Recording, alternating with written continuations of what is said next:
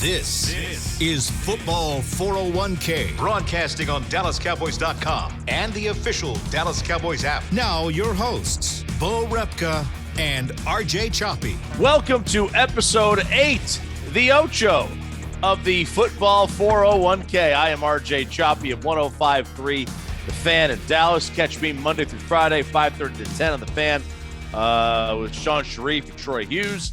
He is Bo Repka of the Football Glory Hole, and collectively, we are the greatest football betting podcast there is because we do nothing but dominate and win. And that was evident over the last couple of weeks. Let's see. You know, week 2 for me, I was 1-7. And since then, straight dominance, 9-3 last week, 12-4 the week before. We've been killing it on the podcast. We've been killing it on your picks that you have on your website. Bo, let's recap what we had last week. 9-3, 20-13 for you guys, the Football Glory Hole, 2-1 right here on the podcast. That's right, baby. We've been rolling, but good lesson in there for everybody watching. So you're going to go through ups and you're going to go through downs, right? If you're a good handicapper, as we are, you're going to come out ahead at the end, but very good lesson. Don't double up your units when you're up, right? And don't sink them back down when you're down. The ebb and flow will work its way out. Just keep that consistency all year round, and you'll come out ahead if you just listen to us. Promise you. Now, last week, 9-3 Choppy killed it. 20-13 for us, like you said, 2-1 of the podcast. Our only loss on the pre-picks of the podcast was UNC minus a 7. They were up 31-17 at the halftime, but the third quarter got away from them, lost our margin, but it still took a touchdown for Miami with 3 minutes left in the game for us not to cover Miami to get that back door. It happens, right? It does happen. But we did tell you to take Baylor minus 6. And in fact, Choppy, you can go back and watch the podcast. We said our model had Baylor scoring between 35 and 40, BYU between 20 and 25, final score 38-24. It really doesn't get much sharper than that right there, my friend. No, it does not. That was a great pick too, by the way. Love that pick. And then we capped it off with telling you, hey, you know the team hasn't won a game yet in the NFL and stinks real bad? Yeah, they're going to go win. And they did. That was Jacksonville plus the 3.5. And, you know, it doesn't mean that we were fully right on the Jags locker room reports being blown out of proportion, but it does mean that we were probably more right than we were wrong about that the negativity wasn't quite as bad as the narrative was put out there. And just remember, like we said last week, the media is always going to paint the negative with a heavier tone, right, than ever anything positive or lighter side, because bad news sells way more than everything is hunky-dory. Now, Choppy, I did want to get your thoughts on a couple things in that game. Number one, what are you seeing in, because I know you like Trevor Lawrence. What are you seeing in his progression? Because he's been showing progression week after week. So what are you seeing when he's playing? I think it's quickness to throw. To me, decision-making is based off of how long you hold the football. I don't really worry about how many interceptions you throw. Are you on time with your throws? So when that receiver's making his break, are you on time? And I think Trevor's getting a little bit more on time with his throws. Also, another thing that shows about quarterback play is sacks. You know, how many sacks are you taking? Quarterbacks who take sacks, I think that a lot of people just, chalk that up to he's got a bad offensive line. Well, quarterbacks are a large part of how good the offensive line is. Phillip Rivers last year was the Colts quarterback, and now they switched to Carson Wentz. Well, do you think it's a coincidence that they're now hemorrhaging sacks with largely the same group? Or is it Phillip Rivers got rid of the football quicker because he's a borderline Hall of Famer, and Carson Wentz is a borderline backup? That's one thing why – that's one of the reasons why I've always liked Jared Goff, is because Jared Goff is on time as a thrower. He's a bad thrower, but he's at least he's on time bad. I think that there are certain things that guys just quarterbacks get better with over time.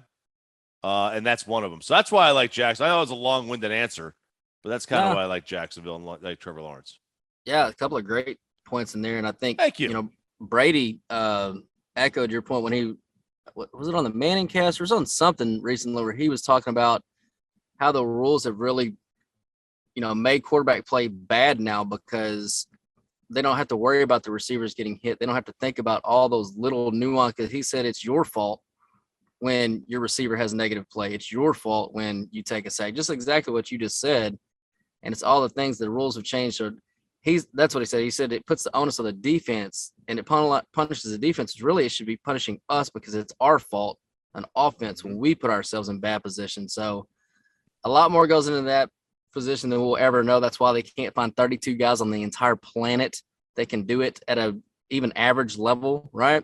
Yeah. That's how hard that job is. And speaking of hard in that job, what are your thoughts on Tua and how, and I know, the Dallas Cowboys fan base always gets on the Cowboys over the TJ Watt over Taco thing.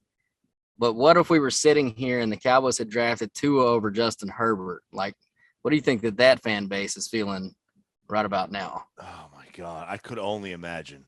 Look, I think the jury's still out on Tua. I agree. The guy was hurt in college. His last year, he had a posterior wall fracture. That's his femur literally punched through his hip. That's what it did. It went through the hip and it cracked the hip. That's a devastating injury. And the fact that he's even in the NFL makes him a success story. So I think the jury is still a little bit out on Tua. That doesn't mean that he's going to be a good player. He may not, but I'm not ready to write him off yet. And I think that they're just going to have to deal with the fact that this guy's a beaten and a battered individual. He is he's a quarterback that gets beat up, and he doesn't really recover well from it very often. So they're going to have to deal with that, but I'm not ready to write him off yet. Yeah, I would agree with that. I think that you're starting to see some correlation because we've had kind of an influx of the smaller quarterbacks, right? The Tuas, the Bakers, the Kyler Murrays. But I think what you're starting to see the correlation is the athletic versus the unathletic. So Baker's mostly unathletic, right? 4'8", 40 guy. Tua's mostly unathletic. I mean, people, for some reason, he got a narrative in college. He was athletic. He's never been a good athlete ever. Mm-hmm. So you're seeing now Baker out this week, right? Injured. Tua oft injured, right? Because they're smaller and unathletic, whereas Kyler Murray is hyper athletic and smaller, so that maybe he can get, away with that a little bit more. Drew Brees, the only other example of a small guy, unathletic, that didn't, he never really got hurt. Actually, he did get hurt in San Diego, but, he's a Hall of Famer. He's the one outlier in that group. But I think if you're looking forward, that might be a strong correlation to consider. If you're small, you better be able to move a little bit because otherwise this league's probably going to beat you up. Look at Lamar. Lamar's hyper athletic and yeah, but he's a pretty big dude. Lard, yeah, 6'2". Yeah, but I think a lot of people said, you can't win that way. You can't win that way with a running quarterback. They're going to get hurt, and they might get hurt. But I think they're going to get hurt because of, they're out there all the time, not necessarily the size. If they're athletic, you're right. The unathletic guys seem to be getting punished. Yeah, because when you're small and you can't move, that's a bad combination, right? Yeah, very bad. Especially in the NFL. All right, the other recap we wanted to do was the bookkeepers in Vegas took an absolute bath this weekend shopping the NFL. It was a reported $7 to $10 million loss in town. One head bookmaker was quoted as saying, "This is the type of day as a head bookmaker, I just want to go home and lock myself in a room with a full bottle of Knob Creek." So, not so coincidentally, we also struggled in the NFL. We did have a great week overall, but in the NFL, we went 3-4. Because when you're on the sharper side of things, when the house loses, you're going to lose, right? And when the public has a great day, you're not going to have such a good day, right? But there's a reckoning and a bounce back coming for Joe Public. That I can promise you. But go over a couple of games that did crush Vegas. All of the popular favorites, first of all, covered. Green Bay covered in Chicago, right? And then you had the Chiefs go out and cover a 7-point spread on the road. When is the last time the Chiefs covered a spread, period, much less 7 points and much less on the road? They never do that. And they went out and Patrick Mahomes did not play well again. No. And yet somehow They covered a 7-point spread. That's how bad Washington played on Sunday. The Rams go on the road and cover a 9.5-point spread. West Coast to East Coast on a noon kickoff. That spread gets covered around 40% of the time at that number, that time slot, in that situation. They went out and it never even looked like they weren't going to cover the 9 points. It was never even close. They blew them right out of the water. And the Colts just cover 10 at home like it's a walk in the park too. Like they're just some team that should be, favored by 10 over air, which they shouldn't be. Yep. They just all covered. And then even the popular dogs, it wasn't even just the favorites, although the favorites did go 8-4 ATS, which first of all, that's a recipe for disaster for the books in Vegas. But then even the most popular dog was Arizona, right? Forget about their head coach and their offensive coordinator being out. Who needs that guy? We've got, an undefeated team in Kyler Murray. We'll just go out there and beat the Browns, beat the socks off of them. They went on the road to do it. And the Browns, we all know, are a solid team. They absolutely got crushed at home, right? And every person who just simply looked at the standings like, oh, these guys are undefeated. These guys lost a couple games. Here's $100 on the guys that haven't lost a game. Of course they're not going to lose again. They haven't lost one yet. And guess what? They did it like they were Biff from Back to the Future, and they all cashed. Right? Wow. The Raiders were the only dogs this week that Vegas had money on, and we actually had them on one of our online contests, but we didn't feel good enough about making an official pick because we didn't really know the uncertainty of the Gruden loss. And, the sharps and the public were all on Denver. It's like all the money was on Denver, but we weren't on Denver. But, RJ, I did hear you and Sean talk about the new coach factor and how that factors in. So could you expand upon that or repeat it for anybody that wasn't listening? Now I don't know that this was necessarily that, because this is a good team, right? The Raiders were a team that should have been 4-1 coming into this game. They should have beat Chicago. They didn't beat Chicago because the team had quit on John Gruden. Oh yeah. Normally when you get a new coach factor in, it's because the team has quit, but they're also not very good. This was different. This was a extenuating circumstance. And they had obviously clearly, if they hadn't quit, they were just not really paying attention to him on this week. So new coach comes in, and it's just like what happens. You get a speeding ticket, you drive a little safer that first couple of miles, and then you go back to being 90. The boss yells at you, and you show up to work 30 minutes earlier than you usually do. It's just, it's a new coach theory. And Rich Bisaccia, he's now the one in charge. If you were on John Gruden's good side, but Rich didn't really care for you because he thought you were lazy on special teams, how's that going to impact you? Now you got to show out again. So, that the new coach theory, I don't know if it was really in play here, but we like to think it was. It's not a bad theory. And like I said, that was the only game that the house actually won some money on.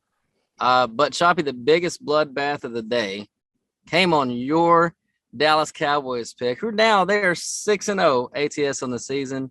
And sir, you have been riding with the boys ever since the season started. But that game was an epic loss for Vegas. And to quote one head bookmaker, to have Dallas win and cover and the game to go over 50.5, it took so much for that to happen. It's still kind of hard to believe it happened. It was just a disaster. New England would have saved us, and we thought they had the game won, end quote. Now, Choppy, that game was a full 8-figure swing at Caesars alone. 8 figures. Had it, lost it. Not to mention what it did to the rest of the town. Now, as a gambler, you never, ever, ever apologize for a win, no matter how you get it, because there is a bad beat waiting right around the corner to take all that joy right off your face, right? Yeah. But, Choppy, we said the Cowboys were getting overvalued at 4 at the time we had the podcast last week. And then, by the next day, they were down to +3. So we were right on that, right? A lot of money was coming in on the Pats. The sharper money was coming in on the Pats. However, it settled at 3.5. And when it did that, the public was hammering the Cowboys. So basically it was pros versus Joes, and the Joes beat the pros and the books out of their money. Now, there's 100 different things in that game that could have went the other way. Like most every NFL game, you can say that about. You point to any little thing, right?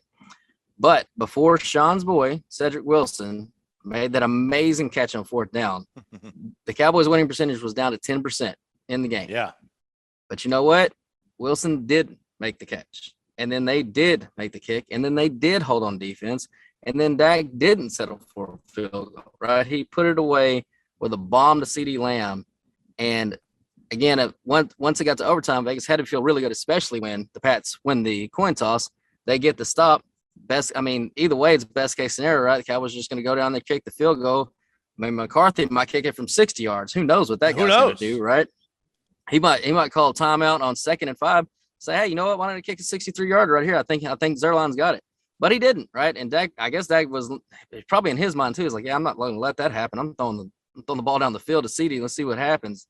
They went and scored the touchdown. Now,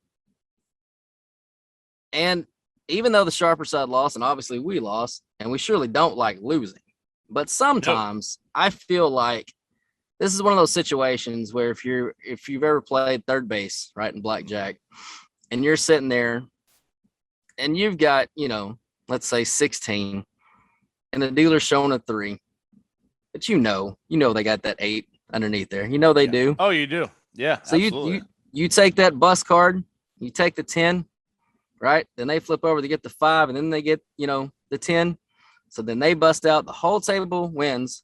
You're the one that loses. But sometimes you do that just so that you can celebrate together as a community that you beat the books, you beat the man, and, everybody wins, and it lifts everybody's mood, right? Instead of being selfish, sometimes you just got to take the bust.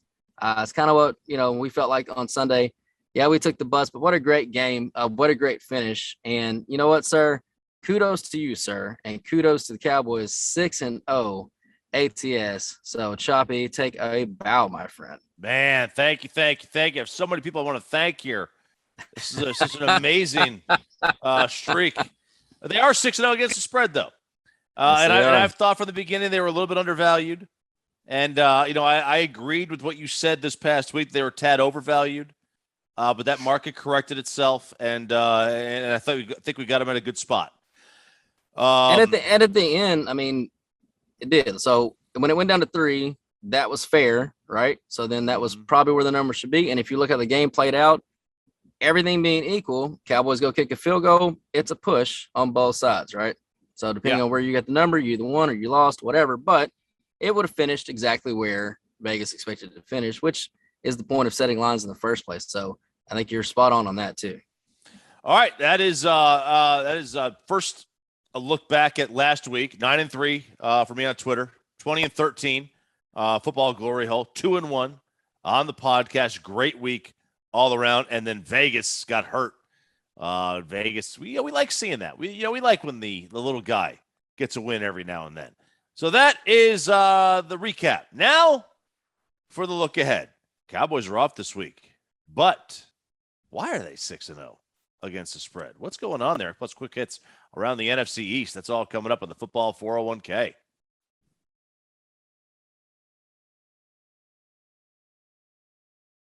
Welcome back to the Football 401k. I am RJ Choppy. He is Bo Repka of the Football Glory Hole. It is the Football 401k podcast, and we got a little look ahead here because the Cowboys are on a bye week this week, which means that they don't play. Breaking news.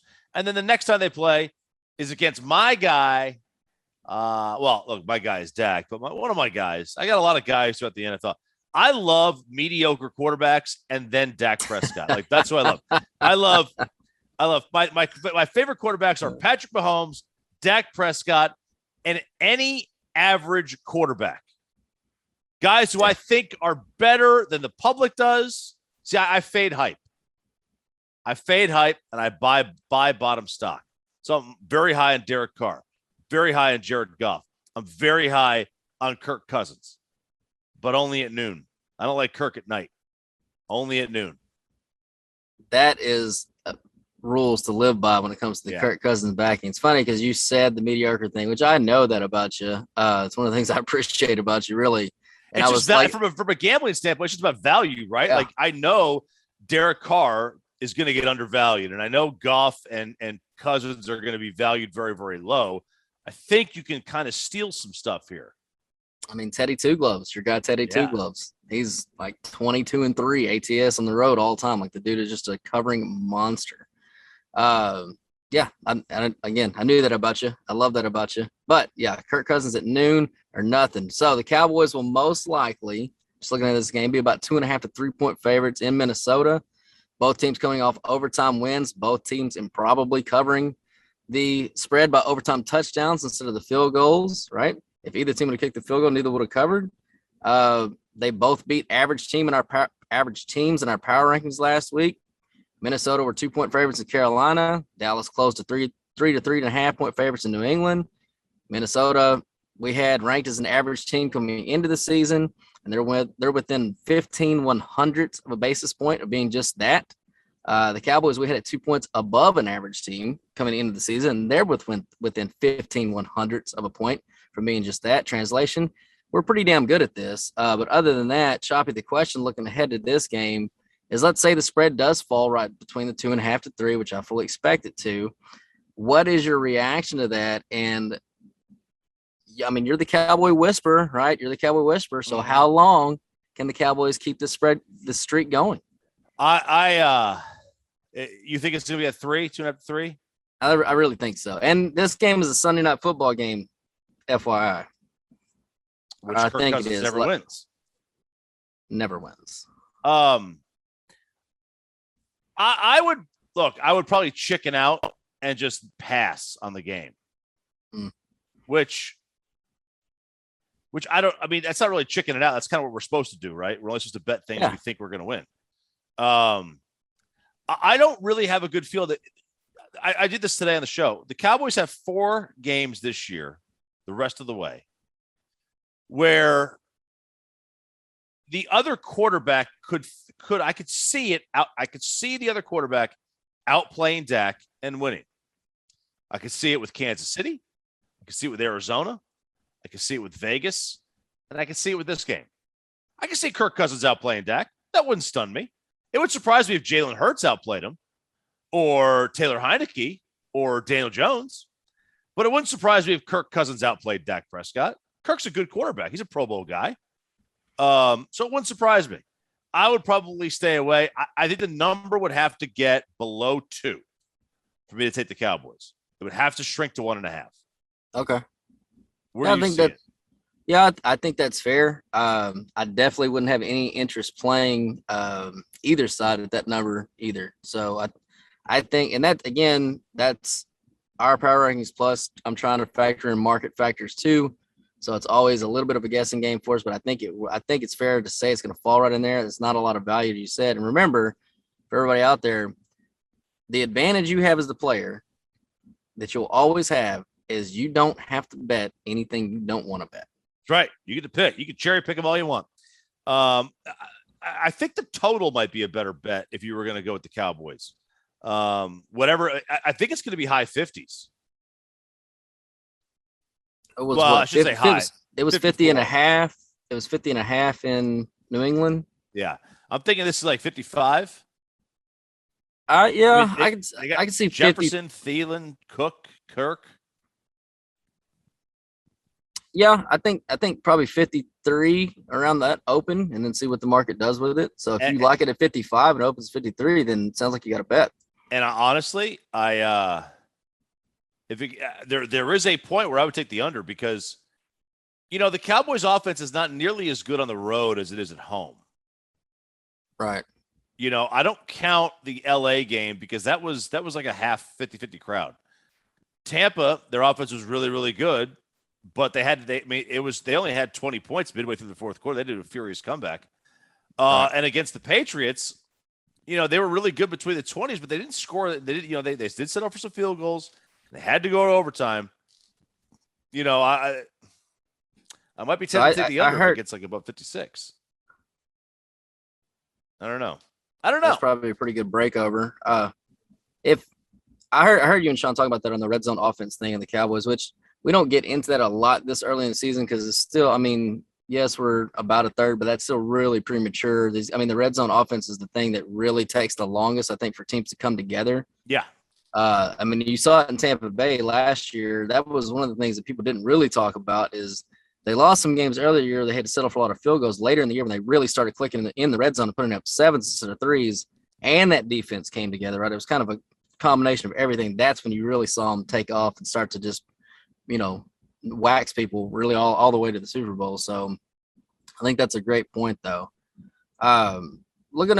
Moving on past the Cowboys, right? So they're off. So we'll see what that happens. 2.5, 3 points, 53-54 total. I think maybe somewhere around in there.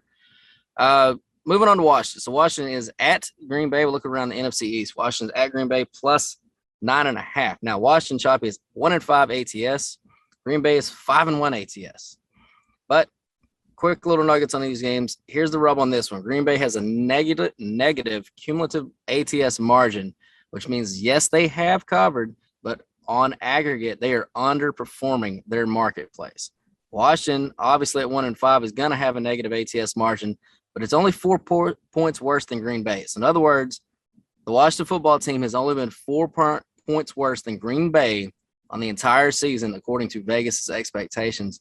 This game is a lot closer than what people are thinking, and Washington's closest games this season have been against the Chargers, Giants, and Atlanta. They won 2 of those straight up. What do those 3 teams have in common? Green Bay, LA's 32nd in rushing DVOA defense, Giants 27th, Atlanta's 24th. Green Bay's 30th, Choppy. So not expecting, saying we're expecting an upset here, but I am saying this number is too high. Too high. Okay, too high for the football team, huh? All right. What else do we have? They're all dogs in the NFC East this week. Oh, huge shocker that these terrible teams are all dogs. Yeah, and this is such a great division for the Cowboys to be in, man. Such a great division. I mean, they're not, again, just like if you get lucky and win a bet, you're not going to apologize for it, right? Tom Brady's not apologizing for all those years in the AFC East. I promise you, he's not doing that. So there's no reason for the Cowboys to apologize either. It's not their fault that these 3 teams fell apart at the same time. But the Giants +3 at home versus Carolina. Now, after last week's performance, I don't see how anybody has any confidence betting either one of these teams. No. And not so coincidentally, this game is a 0 delta in our power ratings. And Vegas did that on purpose because, quite frankly, they don't have any confidence in either one of these teams. And they surely just want 50-50 money on this game because they really don't, especially after the beating they took last week. They don't want any info or anything getting out on either one of these sides or anything that they miss. So they are going to set this right down the middle. And that is exactly what they did with this team. Now, Daniel Jones does stink at home. And I mean, he stinks like, worse than rotten eggs, like that bubble gut stink where, maybe you're sitting in your car and you're going to get out and go to the store, but you let one go, fire one into the seat right just before you jump out, and you come back, and then you can't even believe that you even did that when you got back in the car. Like, how is that even possible that I made something smell that bad, right? One of those kind of stinks. Like, that's how bad that guy stinks. Oh, man. But one thing I can't get over last week, and I haven't heard really anybody talk about it, is I can't believe that Joe Judge, your favorite, is not taking more heat for playing Daniel Jones in that game. I mean, Daniel Jones, we all make fun of him, right? We call him Dumbface Jr. and talk a bunch of trash and say how terrible he is. But, that's all jokes and trash talk or whatever. And he's not great, but he hasn't been bad this season. He's been about average. But in that game, he threw 3 interceptions and had a fumble. He'd only thrown 1 interception all season. He clearly was not ready to play. He clearly was not ready to be put in that position. And, I don't care who plays for what team, whatever your rivalry is. At some point, if you love football, you have to kind of get upset about them putting that kid in that situation to go out there when he was clearly still dealing with, whatever symptoms from a concussion or whatever. I don't care if he passed or they said he passed or whatever. He was not ready to play. That they had to see that in practice. He probably didn't look right. They ran him out there anyway. And at some point, man, there's got to be some accountability for Joe Judge and his entire staff, because that was not the right thing to do to that young man. No, well, Joe Judge is a dope. Yeah. He really is. He's such a dope. That whole organization is a disaster from Dave Gettleman on down. I mean, they got owners knocking over trash cans. That's not environmentally sound. That's not environmentally sound at all. Yeah, it's, especially that city with that many people in it. Jeez. Oh, no room for the trash. There's no room. Okay, so football team getting too many points. Giants are just bad in general, and Philadelphia is another team that is Well, they're a disaster, man. They really are. Really. Yeah, that's another game that's split on our algorithms. The preseason spread on that was -3. It's the 3.5. It's -3. It's barely changed, which means that the expectations were pretty low for Philly coming into the season from Vegas. They're still there. I don't see any value in this one at all. I am interested to see if the new coach there, right? Have they driven enough miles to start speeding up a little bit again, right? Mm-hmm. Is that going to go back down? That's what I'm interested in seeing this game and going forward. So that's what I'll be watching for on that one. All right. So there's our NFC East quick hits. All those teams are dogs. Cowboys are off.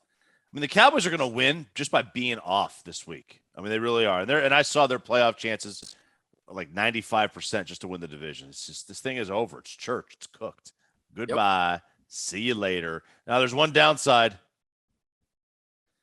All three NFC East teams are probably picking in the top 10.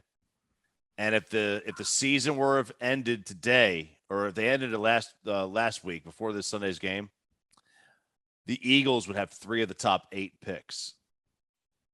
Yeah. Because they've got Miami's pick, and they have Houston's. Oh, Indy's. They have Indy's. They have Miami and Indy. So that could be ugly. Woo!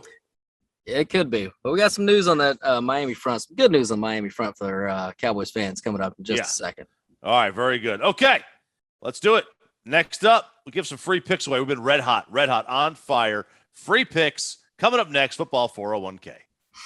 Before there was a draft, you could size up a cowboy by 3 simple factors: the crease in his hat, the bend of his brim, and his unbending attitude. A man's Stetson didn't just protect him from what life threw at him, it projected a rugged, unstoppable spirit. Stetson hats are still American-made with pride right here in Texas. They're still the unofficial crown of all self-respecting cowboys, and Stetson is proud to be on the field with America's team. Find a retailer nearest you at stetson.com/cowboys. The Cowboys way, where 16 Hall of Famers and 5 championships shows us what success looks like. Where turkey is always the second best part of Thanksgiving Day. Where we are all defined by one single thing, the star. Where we as fans know it's our job to keep the tradition going. Bank of America is proud to be the official bank of the Dallas Cowboys and to support the quest of living life the Cowboys way. Copyright 2020, Bank of America Corporation.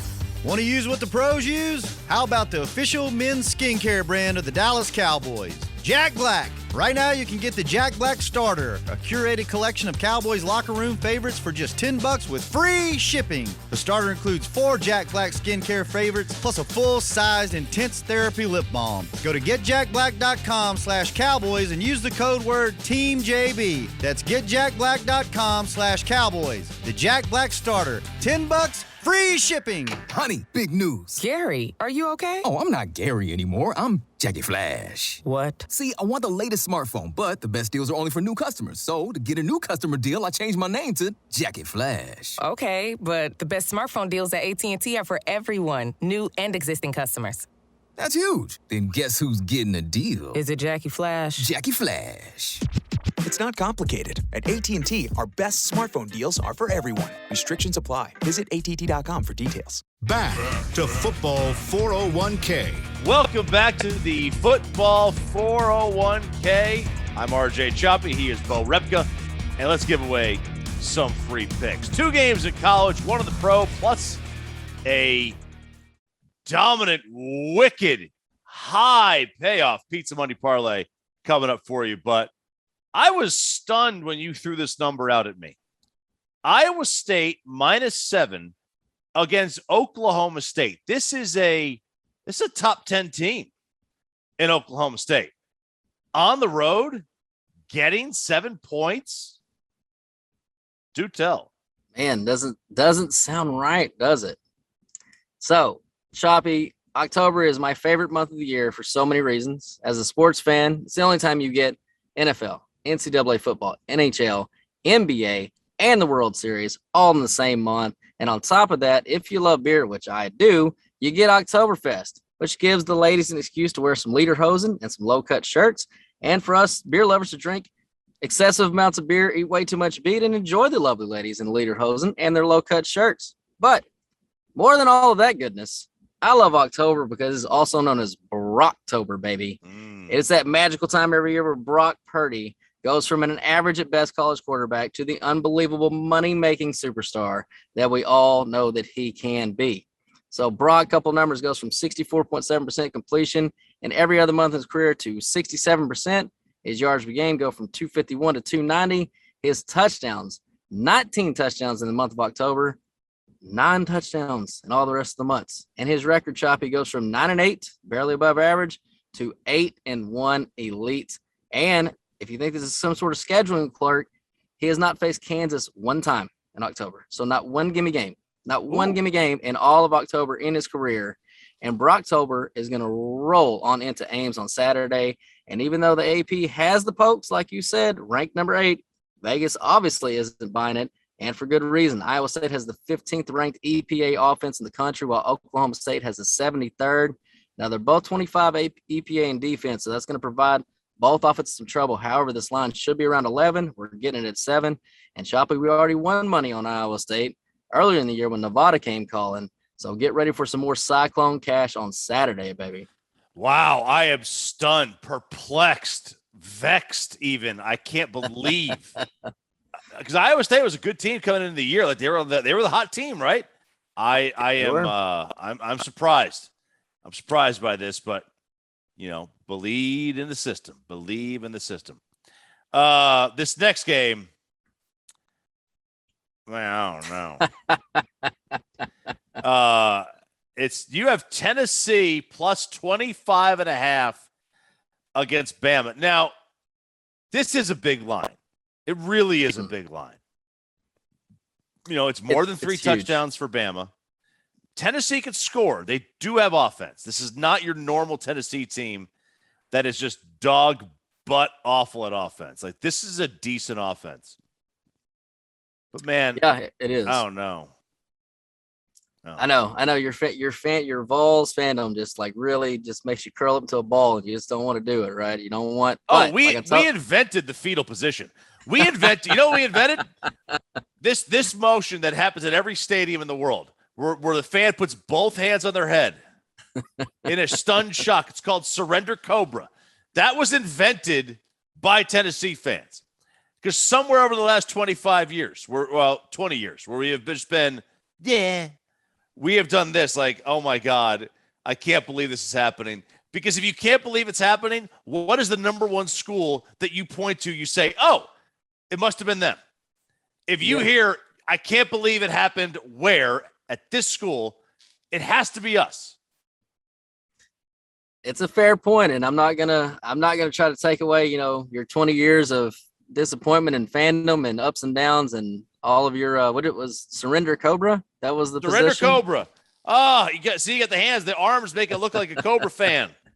Yeah, I like that. I like that a lot. Now, there's a reason why this line is this big. Saban is 14-0 versus Balls since he's been at Bama. Never lost, right? Never lost. Mr. Ball never lost. He's 5-1 ATS in the last 6 in the spread. Complete dominance, but not Saturday, baby. First of all, the people in Tennessee, good people. I mean, everybody's upset in town. They've had no mustard to put on their ham sandwich all week long. They threw it all on they left it all on the field, right? That's called leaving it all on the field. When you leave your mustard on the field, that's it. There's not a driving range that's open right now. All the range balls are in Lane Kiffin's pocket. He took them all home with him. Oh man. So Alabama has lost 2 games against the spread this year at FBS. So this is where they are vulnerable. The reason they've lost to Florida, and the other one was the Aggies. What do those 2 teams have in common? They run the ball very well. Florida's 17th in EPA rushing offense. Aggies are 36th. Tennessee's 12th, Choppy. They run the ball better than both of them. And Bama struggles to stop the run, which is a new development in Alabama, but it's happening this year, and it's happening consistently. They're 42nd in the country, EPA defense versus the run. And unlike in years past when people have tried to keep away from Alabama, tried to run the ball, tried to keep that explosive offense on the field, Alabama doesn't have the explosive offense this year to kind of suck up that margin that the other team tries to create by time of possession. They're 19th in EPA pass in the country, which is way down from previous years.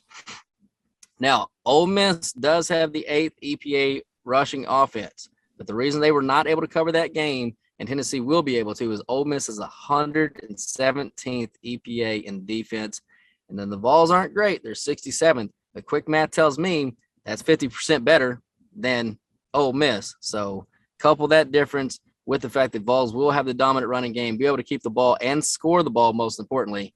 That should be enough to get this cover. I'm not going to call an upset win, or I'm not going to lose my mind, but Tennessee's going to win us some more money as they've been doing all year long. So Rocky Top, baby. Man, I love hearing that. Go Vols. Woo-wee. Hercules. Yes. Oh, man. I love it. You know what? I it would make up for so much. I'm going to the Georgia game in a couple of weeks in Knoxville. I don't know how sweet it's going to be. But, I'm just hoping we score. If they beat Bama, if they come within 10 of Bama this week, all is forgiven. All is forgiven. Okay, NFL, Miami plus 2.5 against Atlanta? Really? Yeah. So, Choppy, the Sharps, we bet nasty games in the NFL, and it doesn't get any nastier than betting on a team that's 1-5 and a home dog to a team that's 2-3. And not only that, we just told you last week, Miami's one of the worst 3 teams in the NFL. We told you the Jaguars were going to beat them, and they did. Well, that gives us all the confidence in the world that our numbers are right on Miami, and we're going to be right here again because as bad as they are, they should not be catching 2.5 points at home to the lowly Falcons. Now, Atlanta is 1 point better in our power rankings, so given the 2 at home, that means Miami actually should be favored by 1 point. So, in fact, the preseason line had Miami minus 3.5. Now, Miami has been downgraded 5 full points in our power ranking. They're our biggest whiff preseason. We thought they're going to be way better than they have been. Atlanta is 2.5 points worse. So if that spread was 3.5 on those expectations, Atlanta's now caught 3 points, which means it should be Miami minus 0.5 point. So either 1 point value now, 0.5 point based on preseason. Either way, you're getting 2 to 2.5 points of value here. And Flores, quite frankly, I still believe he's too good of a coach to continue to lose football games at this clip. And Tua back home with a full week of, practice and rest, that's one of the big factors we gave on Jacksonville last week. He'll be more prepared. He'll be ready to take advantage of the 30th ranked DVOA defense of the Falcons. So I think Dolphins cover. I think Dolphins win this game. This is a game they absolutely have to have, and Flores is going to have his guys ready to go.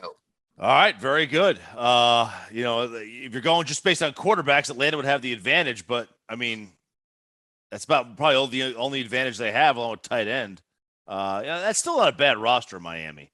It really isn't. Gesicki's a pretty good player. I know everybody's been fawning over Pitts, but yeah, Gesicki's pretty good. Mm-hmm. He is.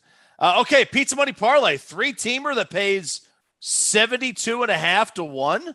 $10 wins you $725.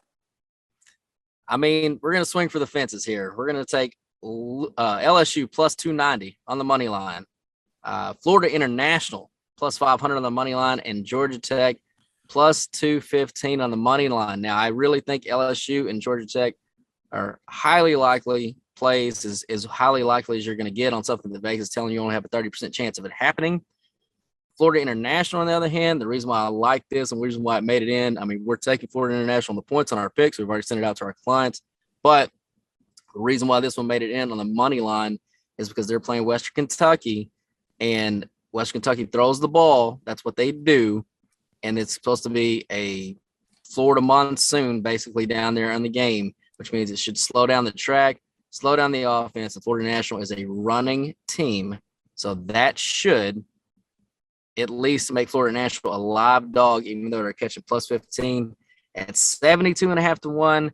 This value is too good to turn down. That is 10 times at least your normal value on a 3-team parlay. $10 wins you $725. Wow, that is a live dog action when you've got a really good running team against a passing team, and the weather is just atrocious. So interesting. I like it. Bo. Okay, here's a recap. Iowa State -7 against Oklahoma State. Tennessee plus 25.5 against Alabama. And Miami plus 2.5 against the Atlanta Falcons in the National Football League. Pizza Money Parlay, LSU plus 290. Florida International plus 500. And Georgia Tech plus 215. Bo, where can we find you on social medias? You can find us on Twitter at FGH Vegas. You can find us at thefootballgloryhole.com. You can find our podcast, the Football Glory Hole Podcast, anywhere. And I mean anywhere you find podcasts. And this Friday, you can find us at the Shop House Live in Keller. We're going to be doing our 100th podcast live. And word is there might be a special guest appearance from one Ralph James Choppy. Okay. Very good. I'm RJ Choppy. You can catch me Monday through Friday, 5:30 to 10 on 105 through the Fan with Sean and RJ.